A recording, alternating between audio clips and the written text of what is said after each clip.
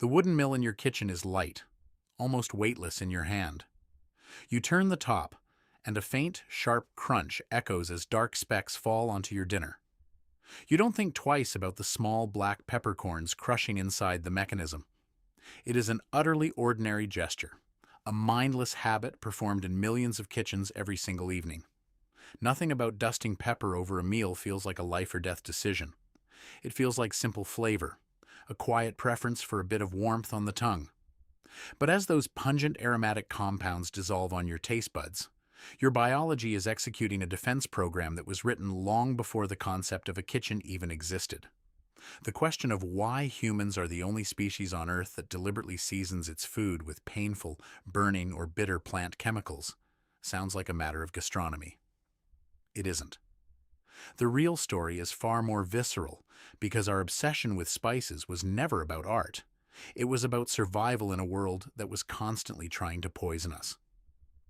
Picture a landscape from a distant past, tropical Asia tens of thousands of years ago, dense, humid, and teeming with invisible life. A small group of early human foragers gathers around a fresh carcass in the heat of late afternoon. There are no refrigerators, no ice boxes, no sterile plastic wrap. The meat is already warm, and the clock is ticking rapidly. Microscopic organisms, bacteria like Salmonella, Escherichia coli, and Clostridium, are multiplying exponentially in the muscle tissue with every passing hour. To eat this meat plain is to gamble with severe infection, agonizing cramps, and potentially fatal dehydration. In a prehistoric world without modern medicine, a bad stomach bug was not an inconvenience. It was a death sentence. But nearby, certain plants were fighting their own silent, ancient war. For millions of years, vegetation had been evolving complex chemical weapons to stop insects, fungi, and herbivores from devouring their seeds and leaves. They produced capsaicin to burn, piperine to sting, and eugenol to numb, volatile secondary metabolites designed specifically to deter living creatures from taking a bite. Then came a strange evolutionary twist. While every other mammal learned to avoid these stinging, bitter plants, early humans did something counterintuitive. They sought them out and smashed them into their food. The ancestors who developed a preference for these chemical defense systems weren't just weirdly brave. They were unintentionally medicine makers. What those early foragers couldn't see was that compounds like piperine in black pepper or garlic salicin act as potent broad-spectrum antimicrobials. When rubbed onto meat, these plant toxins tear open bacterial cell membranes, halt microbial respiration, and slow down decomposition. The spice wasn't masking the taste of spoiling food, it was actively sterilizing it. A landmark 1998 study by evolutionary biologists Jennifer Billing and Paul Sherman analyzed over 4,500 traditional meat recipes from dozens of countries across the globe. What they discovered was a pattern so precise it couldn't possibly be an accident. As climate temperatures rose, the use of antibacterial spices in traditional cooking spiked dramatically. In cold northern countries like Norway or Sweden, traditional dishes relied on very few spices, mostly salt or dill, because colder weather naturally preserved food.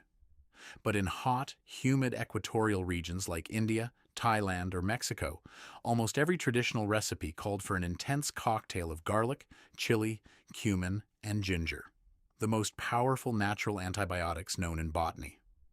Our ancestors didn't possess microscopes, and they knew nothing about cellular biology or bacterial strains.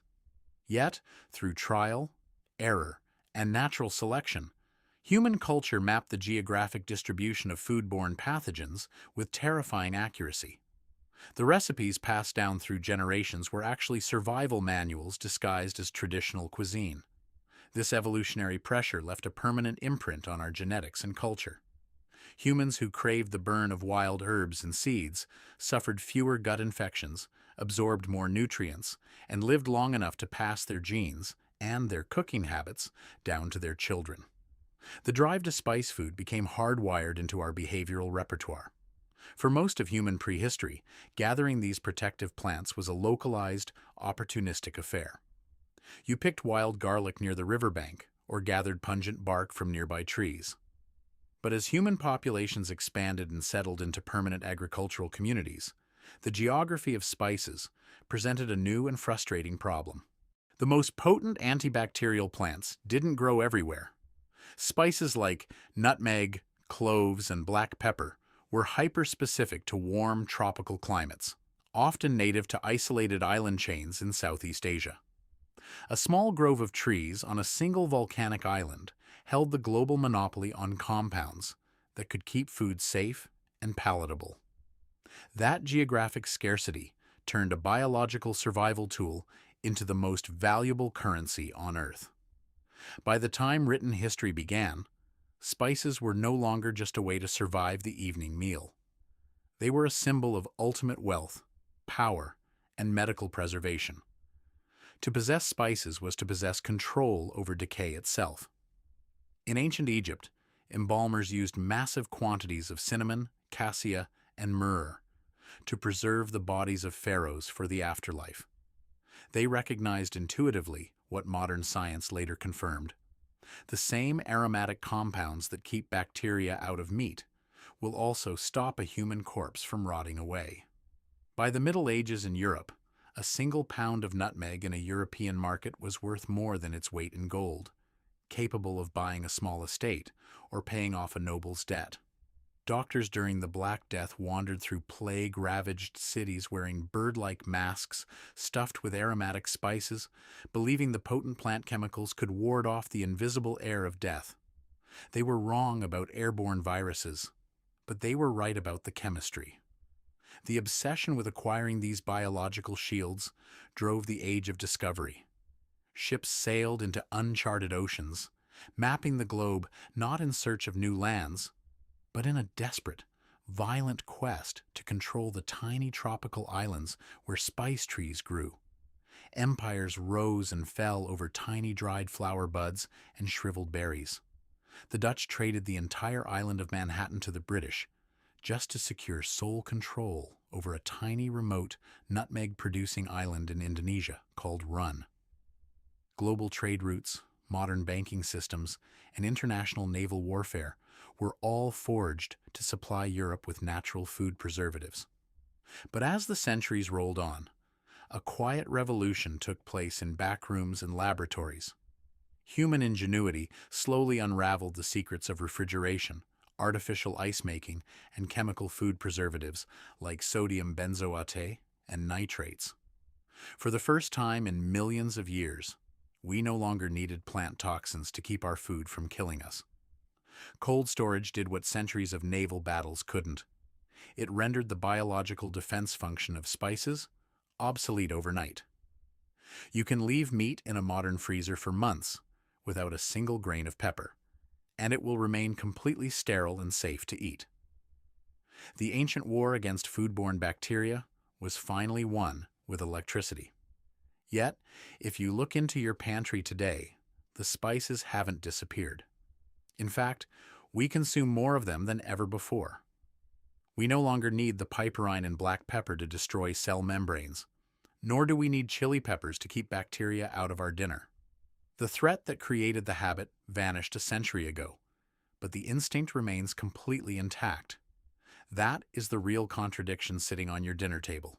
Your brain still rewards you with a surge of pleasure when you eat complex, spiced foods, listening to an ancient evolutionary signal that once meant, "This food is safe. This meal will not kill you." The danger is gone, but the biological program continues to run every time you season your plate. Your body was shaped by an environment where every bite of meat was a hazard, and freshness was an impossible luxury. It was built for a world where plant toxins were the only barrier standing between a nourishing meal and a fatal infection.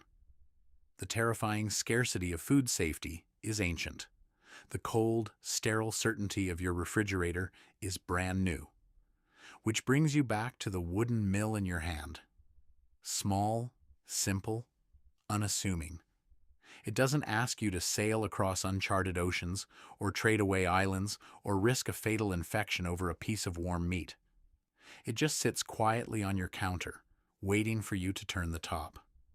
The sharp, pungent dust dissolving over your food right now is answering a biological fear that kept your ancestors alive through millions of years of darkness and decay.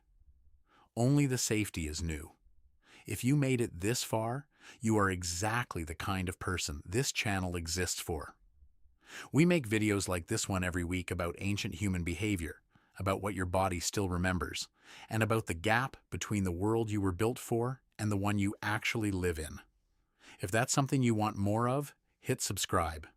It costs you nothing, and it tells the algorithm that this kind of storytelling is worth keeping alive. See you in the next one.